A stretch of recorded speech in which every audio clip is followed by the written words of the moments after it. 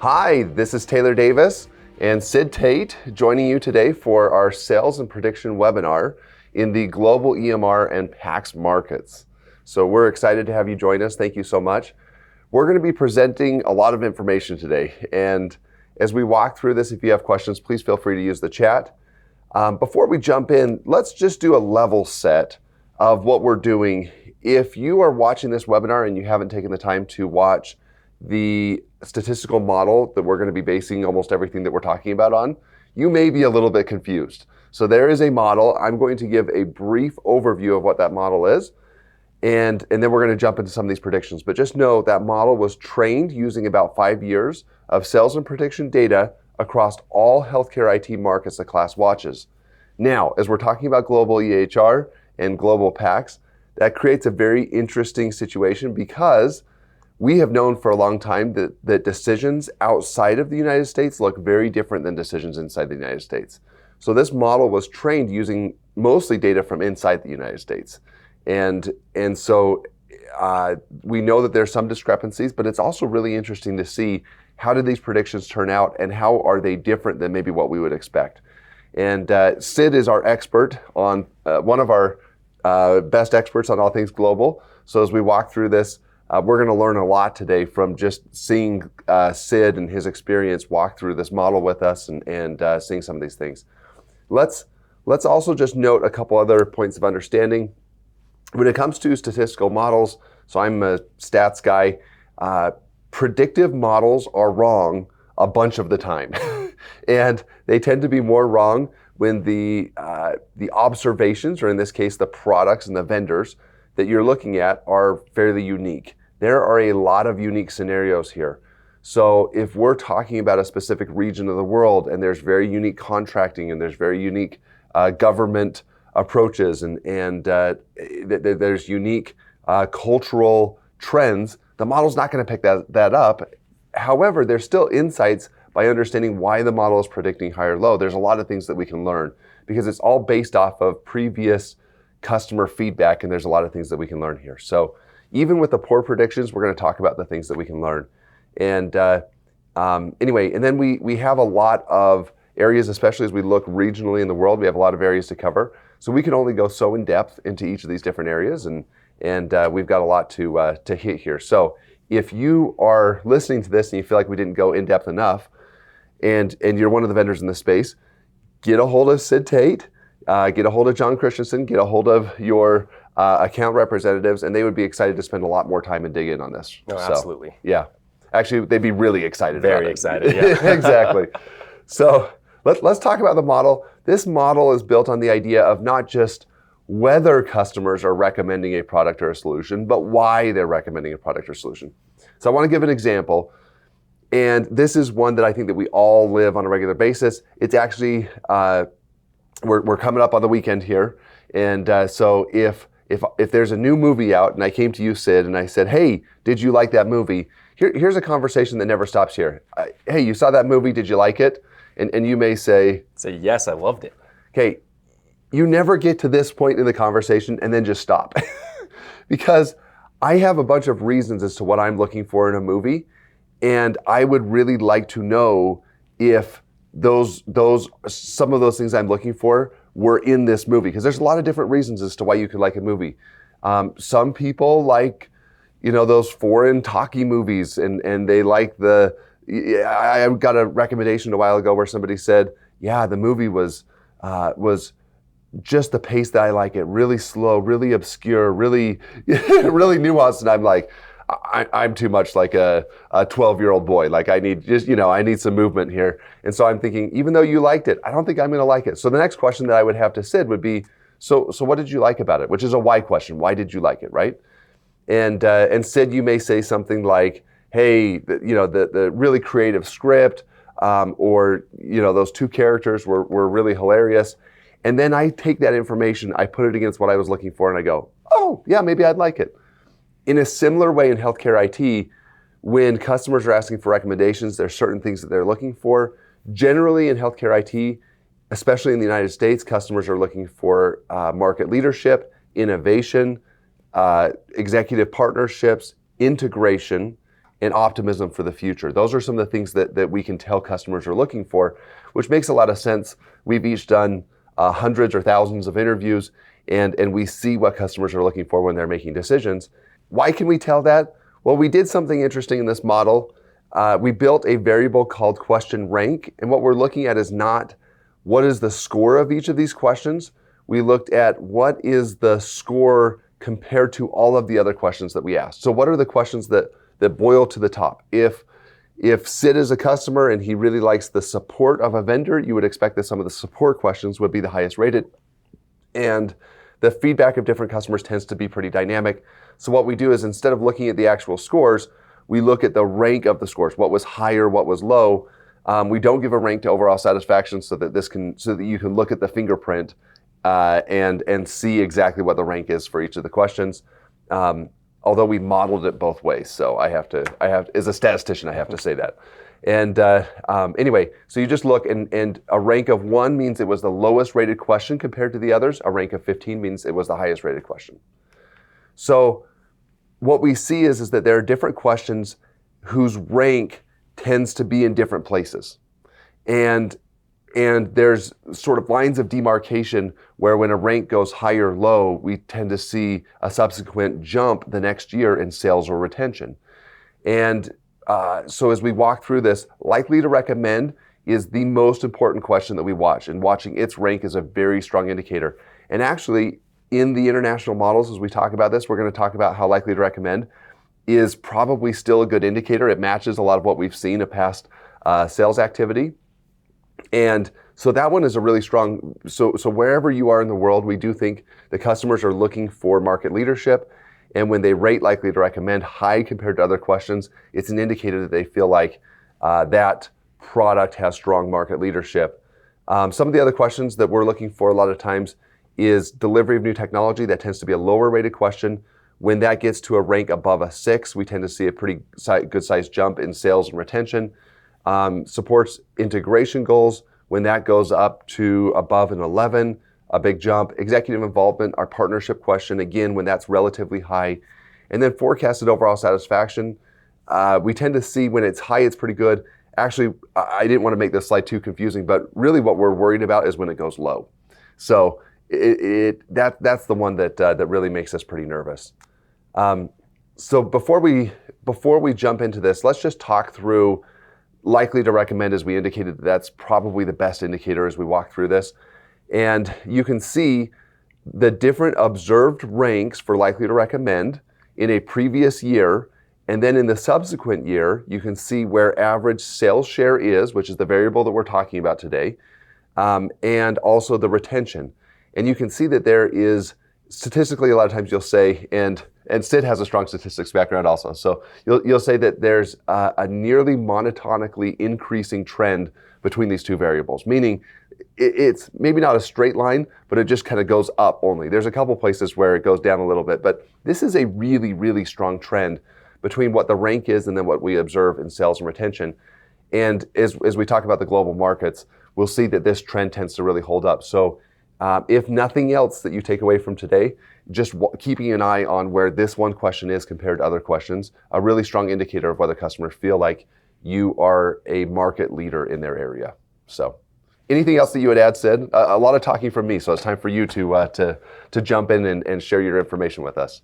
No, and the one thing that I'll add, because it's going to be fascinating to look through this and see how that correlation between the likely to recommend and how that ranks and the sales that we've seen. And the really unique thing we'll be able to do, especially as we look at the acute care EMR market, we've measured market share in this market around the world for years now. And so we have some really good data going back into the past. And so we're going to be able to see how does that compare to what we've seen? How do the predictions from this model compare? And then what does it look like in comparison to the likely to recommend metric? So I'm really excited to walk through this. We're going to learn a lot about these vendors as well, both the multi-regional and the regional vendors. That's great. Okay, so let's jump in. Give us a quick overview in the global EMR market. What are we seeing? Yeah, so globally, what we're seeing here is that the sales model is really more predictive for the more multi-regional vendors, those that play in a lot of the regions around the world that we measure. Okay. More so, and it's a little less predictive for the more regional vendors. And this really goes back to what you were saying earlier in this video, where the more unique the vendor or the product is, the less predictive we're really expecting this model to be. And we see that, and we'll walk through that. There's still a lot to learn from the places where it's less predictive, but we definitely see it's less predictive in the more regional areas. Now, for the multi-regional vendors we see here, see that Epic, Cerner, and InterSystems are predicted to have more average sales going forward, but we're also going to learn a little bit about Meditech and some sales potential that they may not have quite harnessed yet. Oh, that was really interesting, yes. Yeah, and then as we go through and we'll look at some of the more regional vendors, go through region by region and look and see kind of what's happening in that region, what's driving sales, if it's not so much what we're predicting in this model as sales drivers. And then we'll kind of look at retention and see, we've seen that retention, the predictions here is that retention's lower across the board. And that doesn't necessarily mean that the model is completely incorrect, but it means that there's different dynamics in global markets. And I think that there's some things that we can learn, that there's maybe potential for more disruption in some of these acute care markets around the world as well. Oh, that makes sense. All right, so let's jump into it. Let's take a look at multi-regional vendors and what do we see here? What are the trends? Yeah, so one of the things that sticks out to me when we look at this is that some of those multi-regional vendors that we measure here are predicted to have kind of lower to average sales. Okay. And some of those that stand out to me are Cerner, Epic, and InterSystems, all of which are predicted to have more average sales.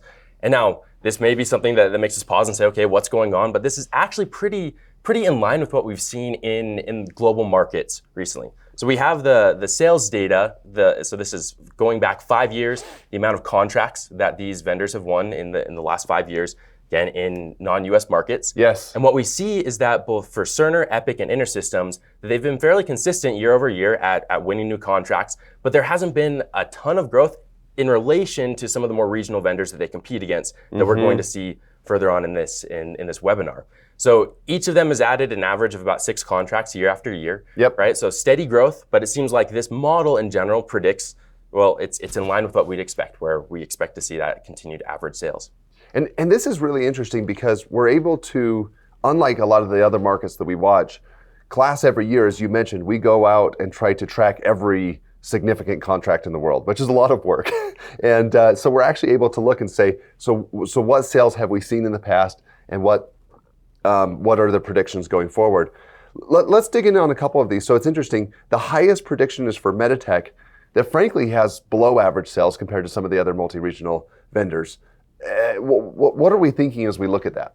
No, and that's a great question. I think that we'll learn. So if we look at what's driving these sales predictions, when I look at Meditech, what really stands out to me is that high rank for executive involvement and likely to recommend. Yes. Right. And so that indicates that there's definitely sales potential, because as we've seen, those, and especially that likely to recommend, is highly correlated with future sales. So what's the story with Meditech? Well, as of right now, Meditech has stayed mainly in markets that are English speaking, or primarily in markets that are English speaking. Okay. So we see their presence in Canada as well as in the UK and Ireland. Yep. And so regionally. And they haven't really done a lot of expanding outside of there. And I actually had a conversation with a Meditech customer, it was about 2 months ago, who said that they really thought that Meditech was selling themselves short. Interesting. Which is what this model would indicate, right? Exactly. Yeah. That they mentioned they have a great team, that they have a great business, but that they just really don't push as far as kind of the sales side go as much as they probably could. And so I think that's what we're seeing here in this model. It's not so much that it's off saying that it predicts high sales and we haven't seen it for Meditech, but it's saying maybe there's some untapped sales potential that we could see from Meditech if they were to focus a little bit more on their sales. That's really interesting. Sometimes in business we talk about brand equity, or maybe what we're looking at here is sort of customer equity or customer momentum equity. You can have that, but if you don't tap it, you're not going to end up seeing sales. So they could, like the customer said, selling themselves short. You also have on the other side, you have a Cerner that shows up with low sales. I guess I skipped over. Easy Care Tech shows up with very low sales, but we're also seeing that, so maybe not as much of a surprise. But you have a Cerner with Millennium PowerChart showing up with low sales. They obviously have the IshMed solution also that shows up as average. Walk us through some of why, and even as we look at likely to recommend, it's a little bit lower than some of the other competitors. So walk us through what we're possibly seeing with Cerner. Yeah, and one thing with Cerner that I'll point out with Millennium PowerChart specifically is that lower delivery of new technology rank. And now that's something we see across the board for these vendors, everyone except for Meditech there.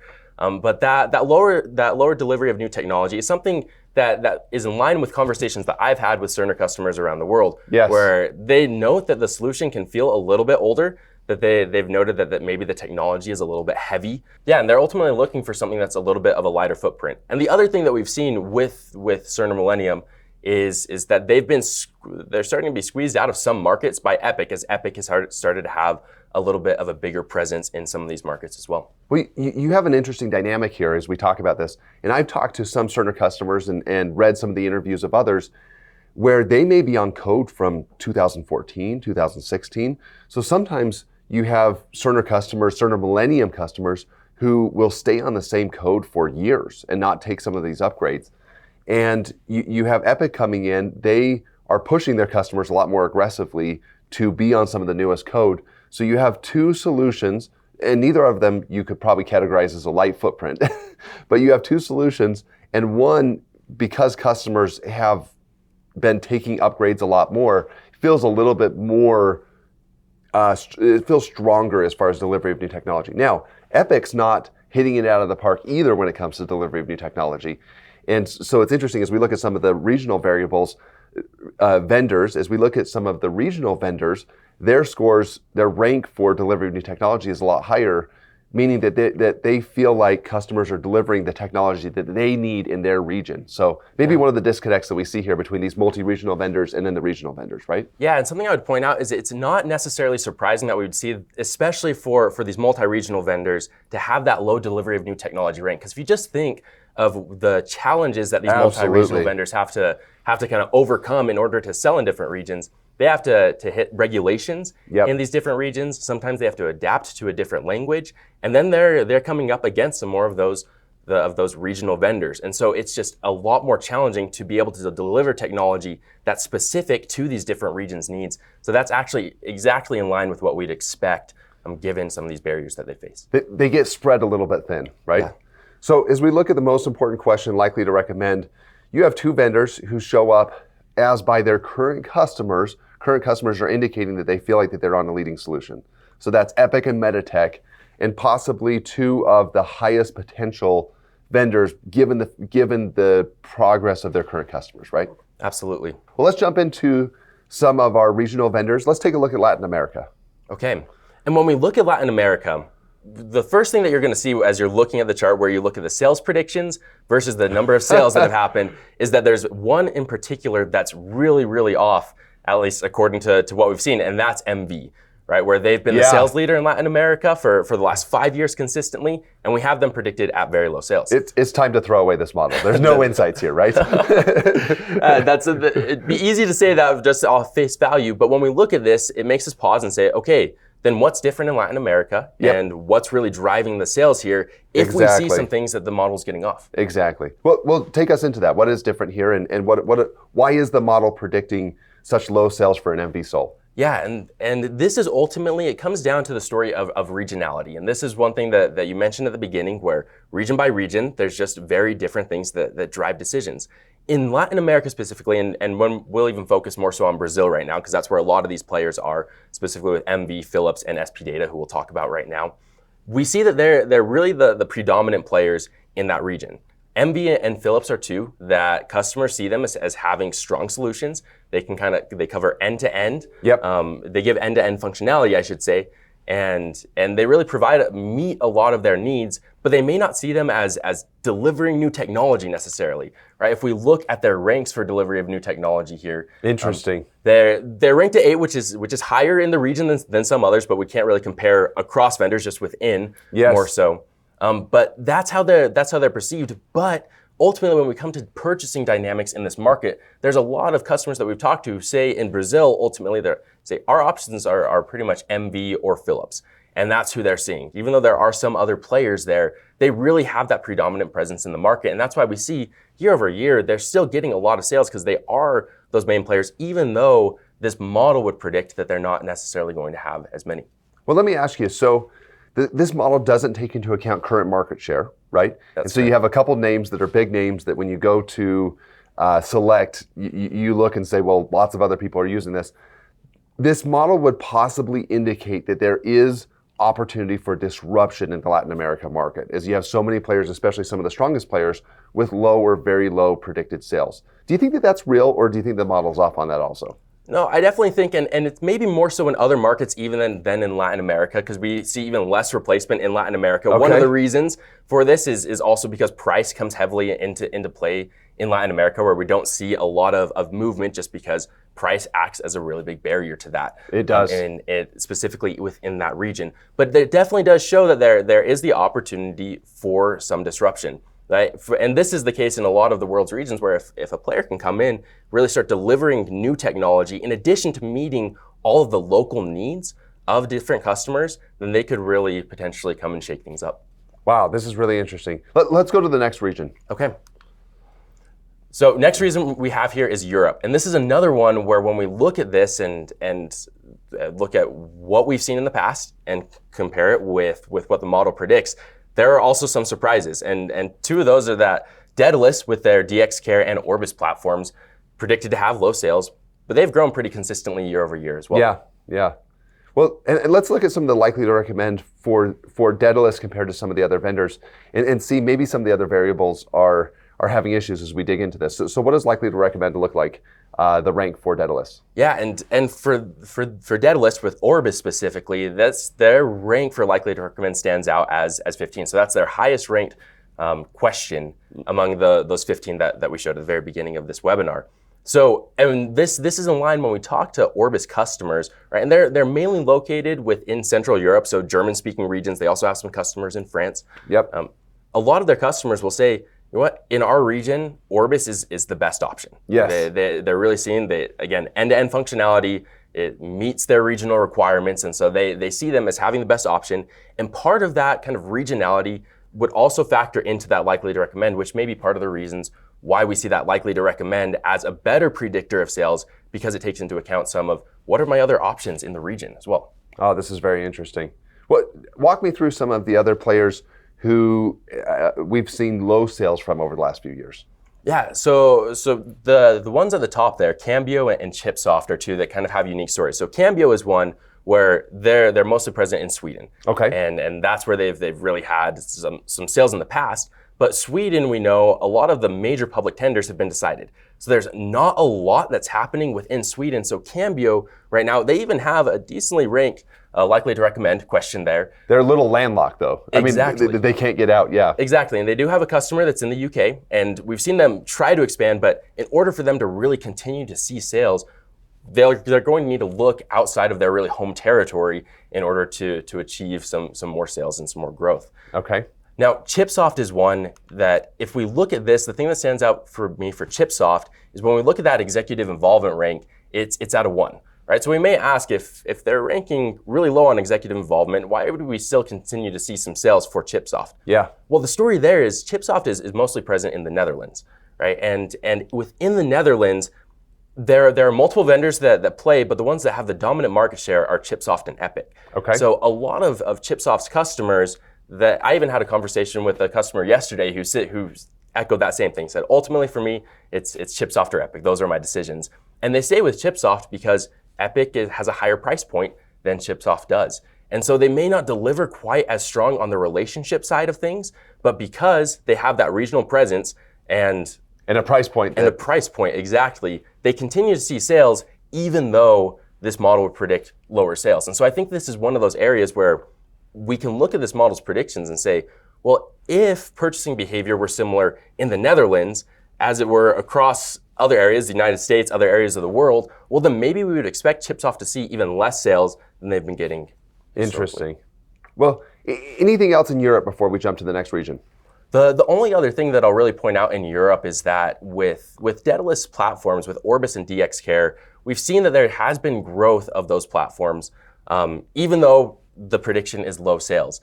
Now, that growth has really come and they've benefited from more regional alignments onto their platform. So in France specifically, we've seen hospital groups in the region that are aligning and consolidating their platforms. And so Daedalus and Orbis and DX Care are two where they're present in some larger organizations. So when they align with other groups of hospitals, we see them more so being chosen to be extended out to some of those groups. So if you took away some of that regional alignment, we may start to see different purchasing kind of behavior as opposed to what we've seen historically. Well, this is very interesting. Because of different countries, there's so much fracturing in the market and so many very niche and very interesting players. Really enjoying this, Sid, as I learn a lot about some of these areas. So take us to the next region here, Middle East. Yep, and in the Middle East, so you see here we have 3 vendors that we really have data for in the Middle East. One thing that I'll point out, just as we're looking at this, we understand that Yasashi also has a large presence in Japan and in Asia. All of our data that we have on Yasashi as far as customer feedback has come from the Middle East. So that's why we put them here specifically. Okay. And the other thing to note about the Middle East is that this view is missing the presence of some of those more multi-regional vendors. Yes, who play strongly here. Exactly. We see Cerner and InterSystems in particular as having very strong presence in the Middle East. But within these more regional vendors, right, we see that historically they haven't had a lot of sales necessarily, right? And this is one of those where even though their likely to recommend rank is higher, this is one where it doesn't quite correlate necessarily as strongly as we'd expect with the number of sales. And we can talk about why that is with these vendors as well. So when we look here, what really stands out to me is that, so for Health Insights as well as Oasis, their delivery of new technology rank is a 5 for both of them, right? Which is on the lower end of things. And we may ask ourselves, why is that the case? Well, both of these vendors have similar stories where they've both had customers for a long time on older platforms, kind of heavier on-premise solutions. Yeah. And they've recently rolled out new platforms. So Medica Cloud Care for Health Insights and Oasis Plus for Oasis, which are web-based, lighter solutions that customer feedback indicates are performing really well in the different regions, right? Health Insights has successfully been able to migrate all of their legacy customers to Medica Cloud. To Medica Cloud Care. Oasis is a little bit behind in migrating their customers, but they are getting their customers to Oasis Plus. And so that's why we see that delivery of new technology rank, as well as some of those executive involvement may be a little bit lagging here as they're continuing to get customers to their newer platforms in the Middle East. Okay, well, this is fascinating.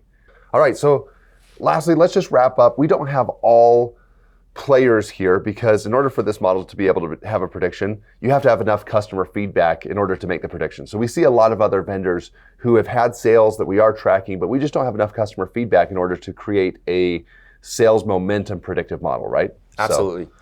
But I think that what we can do here, just to wrap up what we've seen today, is let's take a look at what our retention model predicts and see what does that tell us kind of about the acute care EMR market outside the United States. Yes. So when I look at this, and there's a lot of information to consume here, and so the thing that I'll point out is that most of these vendors, the model predicts to have low to average retention, right? And we don't really see as much movement around to different platforms outside of the United States necessarily. And again, the barrier that ultimately comes up a lot of the time is money and price point. Yep. Right. But that doesn't necessarily mean that this model is wrong. I think what this is telling us is that in a lot of these different regions of the world, as we talked about in Latin America, there's the opportunity for some disruption, where if a vendor could really come in, deliver functionality, because that's the other thing, is that delivery of new technology ranks lower for most vendors that we're seeing here. But if a vendor could come in, deliver new technology, and also meet those needs of customers specific to those regions, so language, regulations, everything along those lines, then we really could see some disruption where this model would predict lower retention rates. Well, this is fascinating. We'll come back next year and take a look at what are the new contracts that we've seen and how does that align to the model to date. Well, let's jump over, Sid, and have a discussion about PACS. This is a place where maybe the model appears to us as we look at historical trends to maybe get things a little bit more right. Walk us through what we see here. No, absolutely. And to your point, this model does appear to be more predictive for non-US PACS markets as compared to non-US EMR markets. And when we think about the nature of those markets, it makes sense that this would be the case. When we think about the PACS market, one thing that we'll notice is that a lot of the players are more multi-regional players. We don't see as much regionality. It's a little bit easier to expand across region, a little bit less regulations, customizations according to the regions that have to happen. And in addition to that, there's lower cost barriers that we see within the PACS market. And so when it comes to just being able to move from one solution to another, it's easier to do so just because PACS come at lower price points than EMRs, as we know. And so because of those different factors, there's a little bit more of that competition that comes into the global PACS market. And so this model is going to give us a little bit more accurate predictions, or at least more accurate according to what we would expect. as well. Well, So let me ask you about one player that's interesting. So we've watched Sectra in the US, one of the highest predicted sales, and then the strongest sales that we've observed. How are they looking outside of the US? no, and let's take a look at that right here. So Sectra, you see that's the third row here, and they're predicted to have average sales, right? And one thing to note about Sectra is that they rank highly for likely to recommend, which mirrors what we see in the US data as well. But the thing that stands out to me is that their executive involvement is ranked at a 1. Right? And it's not necessarily to say that the support experience for Sectra has been poor, because we actually know from customer feedback that they've had a generally strong support experience. But when I look at that, right, this model is kind of telling me that as Sectra has grown, as they are growing, right, one area where they can really focus on is making sure that they have that strong support, the strong relationships with customers. And I think that if they're able to keep that up, then we're going to see more sales for Sectra. This has them predicted at average sales, but that's one thing that they'll have to keep an eye on.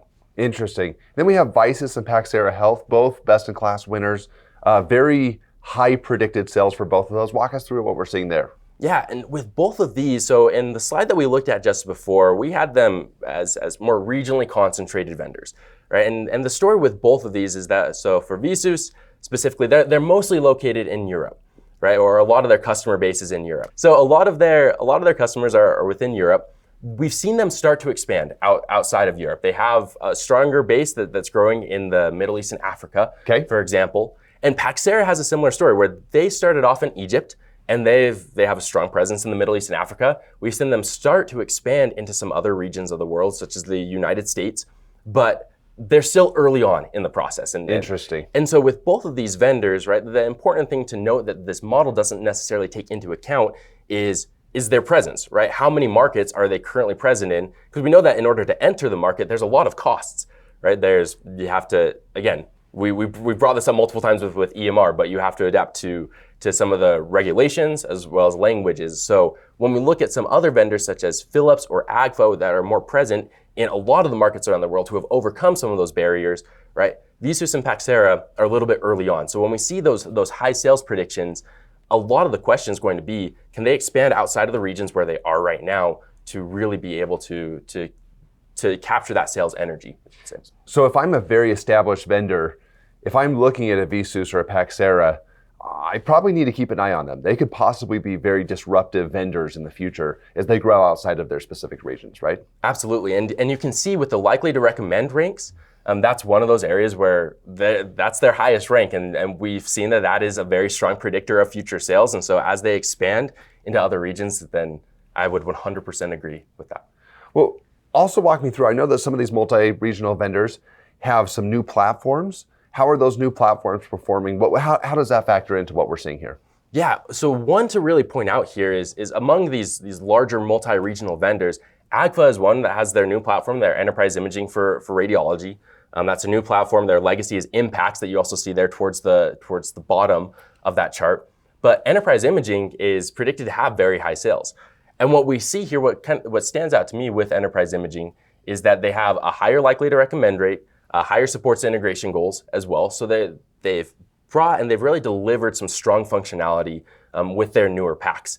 And customers have noticed that and have seen improvements over the legacy PACS. And this model really captures what we're seeing, where they are considered in a lot of deals globally as well. And strong satisfaction also. So a score just above an 80. Well, this is interesting. Any other observations in the global PACS market before we wrap up here today, Sid? Oh, and one thing I'll point out, and just to make sure that we kind of make a whole, that we give a whole picture as far as the vendors that have rolled out kind of newer versions or who have legacy. Philips is also one just to take a look at here. So their go-forward platform is ViewPACS. IntelliSpace is more of a legacy platform. And one thing to note with ViewPACS, and this is actually based on more of our decision insights data, the prediction for average sales surprised me just a little bit when I saw this. Yeah. Because they come up all the time in decisions around the world, and they've seen a lot of growth around the world as well. But what do we see is potentially bringing that prediction down a little bit? Well, we see executive involvement is one of those, right? And a little bit lower of a likely to recommend ranking as well. So it's not necessarily saying that they're not going to see sales in the future, but I think this is saying that as they've been expanding so rapidly on that ViewPACS platform, that similar to the Sectra story, they need to make sure that they're delivering those strong relationships, strong support, as they've grown, as they've scaled, to be able to really continue to see sales in the future. So that may be one that kind of gives us some insight looking down the road with Philips. So for both a Philips and a Sectra, maybe a key question that as a team, and just a quick reminder on these videos, these are only for vendors. So we're not sharing these with providers. So as those teams are watching this, I think a key question that they could ask is, we're doing well today with our sales, we're moving forward, but are there opportunities for us to better architect a customer experience that helps our customers know that they are partnering with the premier solution in the market? Absolutely. And so some of that can be a forward-looking relationship. Some of that can be really listening to some of the needs. There's multiple ways to get there, and we're excited to work with any of the vendors on this list to talk about how can you better architect an experience that just gives you more momentum in the market, right? Absolutely. Well, thank you so much. One other piece is that we actually have a retention model. And let's take a look at the global PACS market here, compare what we've seen in retention and what is predicted for retention. So you have some players, for instance, looking at AGFA impacts, expecting low retention. Well, that makes sense. They've got a new platform out there. But walk us through what here is surprising and what is maybe concerning in terms of retention predictions. Yeah, and one thing to note is that a lot of these retention predictions fall in line with what we would expect with a lot of these vendors. And as opposed to the EMR market that we looked at, where retention on average was kind of low to average, we see that in the PACS market, retention is more so average to high, except for some of those more legacy platforms, the Impacts and Telespace. GE is one where it's not necessarily a legacy platform for them with Centricity PACS, but we have seen more replacements for GE in the market, mostly customers who are wanting more development and are also wanting stronger relationships with GE as well. But what we're seeing here is that there's very, very high retention for some of those more regionally concentrated players, the Visus, Paxera. Sectra kind of falls into that category where they have a really strong presence in Europe, some in the United States, and also some in Australia, but haven't expanded so much into Asia, Latin America, Middle East. And so we're seeing high retention for some of those more regionally concentrated vendors, right? And that's driven in large part, they have high forecasted overall satisfaction, high likeliness to recommend as well. Now, one thing that I would point out here across the board is that, again, this is where it's really clear to see that delivery of new technology rank is still pretty low in the PACS market, similar to what we saw in the acute care EMR market around the world. And that really highlights one thing that I've noticed in conversations I've had with a lot of these vendors' customers, in that while they're planning to stay for the most part with their solutions, they really have an eye open to say, okay, well, who's going to take me into the next age of imaging to a certain extent? They're saying, who can deliver on artificial intelligence? Who can deliver cloud technology that's going to be able to get some of these solutions off-prem and make it lighter for me? So I think that I would point out here that within the PACS market, although there is high retention, that there is the opportunity for disruption if someone can come in and really deliver on some of those new, more advanced technologies in the future. So Sid, this is really interesting as we look at some of these. A few things that catch my eye, in addition to, as you talk about delivery of new technology, I think that's a really critical trend for everyone in this market to be taking a look at. Likely to recommend is interesting. Obviously, it catches everybody's eye. The AGFA would be at a 1. Not surprising, as AGFA is talking to their customers saying, this is our old solution, there is a new go-forward solution. So it's a sunsetted solution. Of course, that would be a rank of a 1. However, you look, as you already mentioned, you have GE at a rank of a 4. So unlikely to recommend. So they're actually fairly close to what we're seeing as far as a sunsetted solution, actually lower satisfaction, possibly a customer base that really could move some different directions, as you're saying, right? So absolutely. Some concerning signs there. Well, there's a lot more here. These are very detailed slides. There's a lot more here than we could dig into in today's short webinar. We hope that our team is answering your questions well as you're sending through some questions. We are so excited to follow up with anybody who has questions. Again, just to recap, this is not a public webinar. This is for vendors only. We're asking vendors to not share this with any providers. And this is to help build insights and to help establish what the connection is between the customer voice and future sales. So I've learned a lot today. Thank you so much, Sid, for joining us.